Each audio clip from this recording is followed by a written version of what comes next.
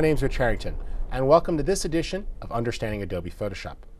Now, when you're working with photos, it's very common to have problems in both the brights and the shadows. This is because it's often tricky to get a proper exposure.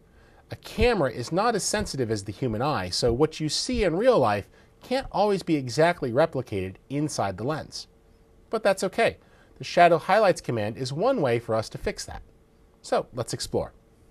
Here you see the photos pretty good, but we had to make some decisions. To keep the background from blowing out, we shot just a tad dark, and that's putting our subjects in the dark. Now, had I had the time to pose this picture and actually get my flash out and do a few takes and adjust the camera settings, I could have fixed this while taking the picture.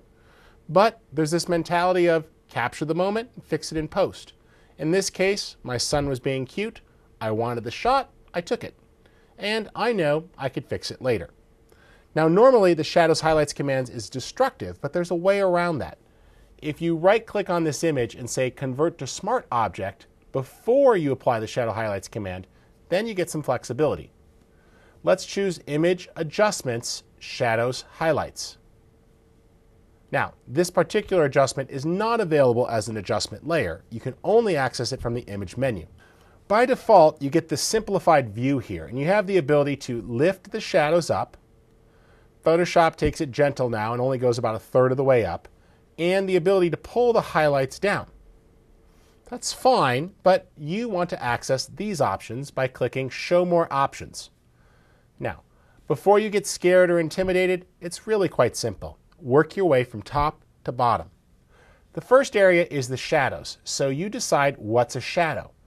I could say that the darkest 25% of the image is a shadow and only adjust that. And notice how it's just affecting that darkest 25%. Now if you open up the width there, it'll affect more, but I like narrowing that down. So I'm going to go about 30% and brighten it a bit more. And notice how they're being lifted out of the shadows. If you need to, you can open up the width and go broader. But I want to be careful not to get too much of the rock behind them. So that looks about right. Radius will give you a little bit more tolerance and affect what is going to be processed, so you can smooth that out. That looks better.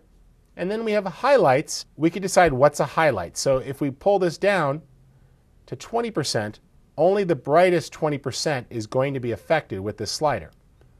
We could pull the width up and go after more. And you see that it just pulls it down and darkens it selectively. Now, I typically go with a fairly narrow width, but pull the radius out so it's got a little bit of transition. It's looking better. There we go. Next, we have color corrections, and this allows us to boost the color. As you adjust exposure, it's very typical for colors to get washed out. So you're going to typically have to put a little bit of color correction back in to preserve things. And then you have the ability to affect contrast in the midtones, and you can really push that if you want stronger blacks. That looks pretty good. Let's just open this up a little bit more for the shadows. That looks good. Before, after. Notice we're really lifting those people out. I'll put a little more contrast in so they pop because the blacks were getting a little washed out in her shirt. And let's back down the amount a bit on shadows before, after.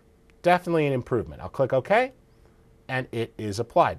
So there's the Shadow Highlights command. Works fantastic, but you're going to want to apply it non-destructively. So remember, convert the object to a smart object first by right-clicking and choosing Convert to Smart Object. For Understanding Adobe Photoshop, my name's Rich Harrington.